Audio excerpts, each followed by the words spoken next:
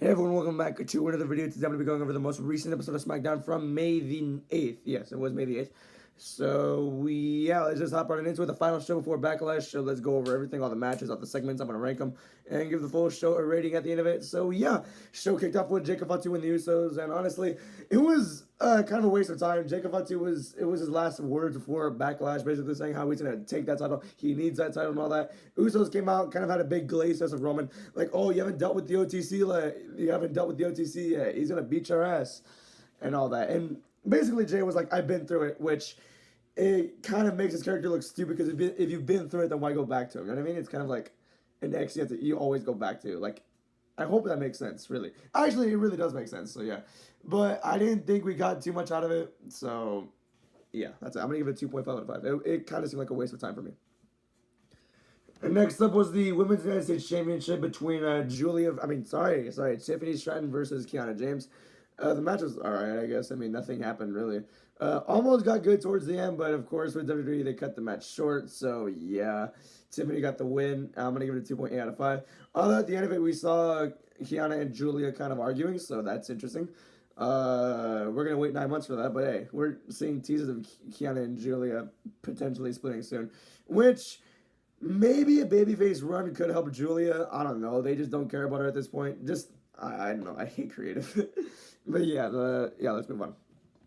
So next up was Tala Tonga versus Damian Priest. Kind of a boring match, really. Nothing happened here as well. Tala Tonga got the win because of their interferences. But then MFT started beating down Priest and R-Truth, who we told to stay behind, because he doesn't want R-Truth to die, and R-Truth still died. So yeah, that's that there. Then out comes Royce Keys, which he's been having interactions with Solos. So yeah, Royce Keys came out and made the save for Priest and Truth. He seems a little bit directionless, which I'm a little concerned about, but that's not really too big of a worry for me. So yeah, I'm gonna give the match a 2.6 out of 5. It was just the big throwaway right there. And next up was Cody Rhodes and Gunther's segment. It was a great segment. It was a great promo with Cody and Paul.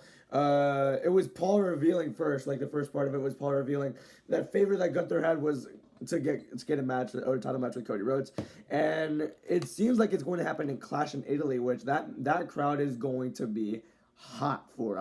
That's gonna be a really enjoyable. So yeah, that should be very, very fun. I'm really excited for that. And then Cody just goes and brings up the subject on Paul being thrown around like some sort. I can't say that. That's too dark. But Paul bouncing from Roman to Punk to Braun to the Vision to Seth.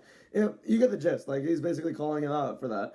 And yeah, that was pretty cool too.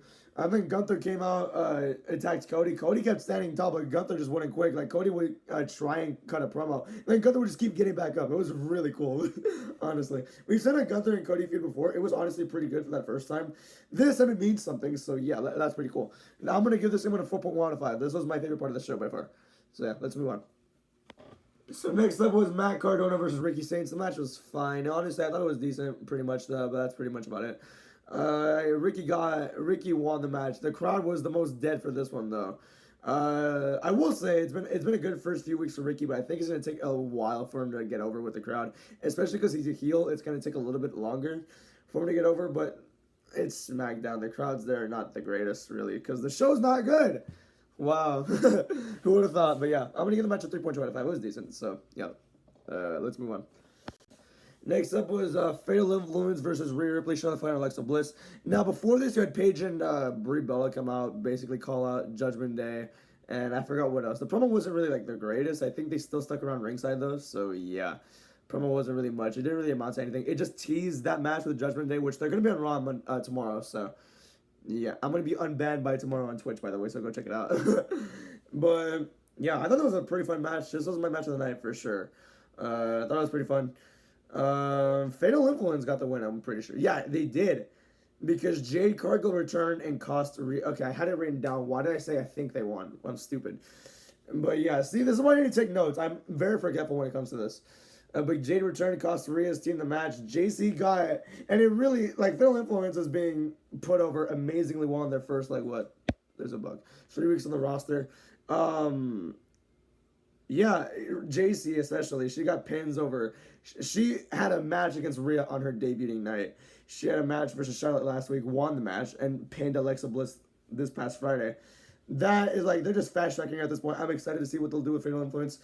I will say this match could have been a backlash. I hated the Danhausen match. I'll go over that on Tuesday. Wait, yeah, I'll go over that on Tuesday. Maybe tomorrow. Yeah, no, on Tuesday.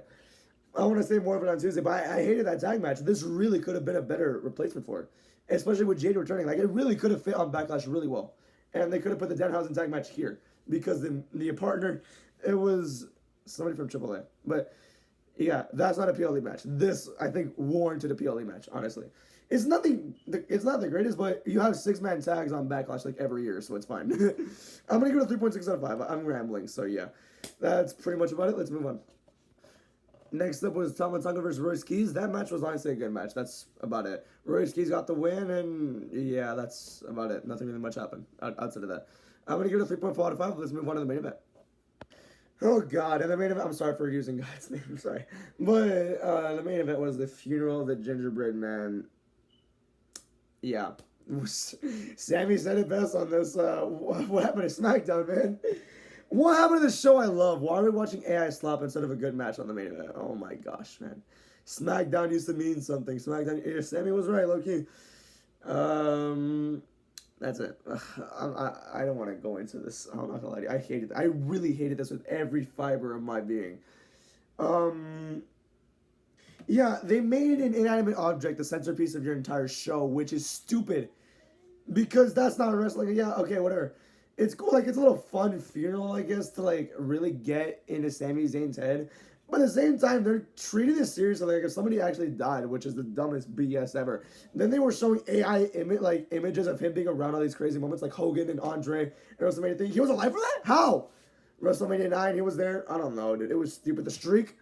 They were showing AI pictures of him all night. And then during the funeral, they played this AI slap video package of him going everywhere with Yachty and Trick to space.